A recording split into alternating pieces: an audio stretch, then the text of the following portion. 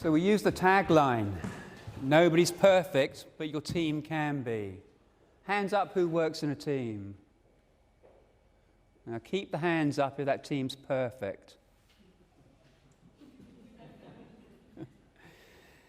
Now most people I've met, when they turn around and say, well, I'm perfect, I turn around and say, actually, I think you need to learn a little bit of humility. But the fact is, if you bring a group of people together and you actually find out what the right formula is, you can actually create a perfect team. And we all know that when you have a perfect team, it's the collection of the pieces together, isn't it, that takes you further forward than anything. Now, what is at the heart of a team?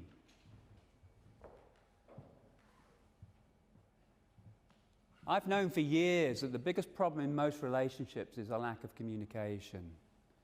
But what is communication? What's your understanding of communication? Anybody?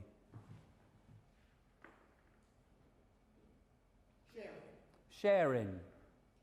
Seeking to understand each other's perspectives. Understanding each other. What else? Information. Essentially, it comes from the Latin communicare, that if I have an idea and I communicate it to you, and my idea is for you to go do something, and you go off and do what I would have done, the idea has been communed, the communication's happened, hasn't it? So there's a transmitter and there's a receiver. Now, I learned years ago that you could flash a message 6 times around the world in a second, but it can take a lifetime to go that last millimeter. Why is that? Why is that? Because if communication's key, what is it that gets in the way? What's the barrier? Anybody? A lack of responsibility. In other words, you've transmitted the message, but they haven't actually gone and done it, or they've said, no, I'm not going to do it, or I won't do it, or I can't do it. What else? The relevance. In other words, they don't see any relevance to it. It's not important enough for them. I've said to people in the past, you can have the greatest thing since sliced bread next door, but if it's not relevant to me, I'm not going to get off my backside and take that walk. But if it's important enough to me, if it's relevant enough to me, I'd walk over cut glass to get there. Does that make sense? So it's got to be relevant. You've got to be able to tune in to what motivates somebody. What else? Bias and prejudice gets in the way. Zed? Knowledge is power. Say that again? Knowledge is power. Knowledge is power. Many people don't want to share. Yes, in other words, there's a reticence to share. They want to keep it to themselves.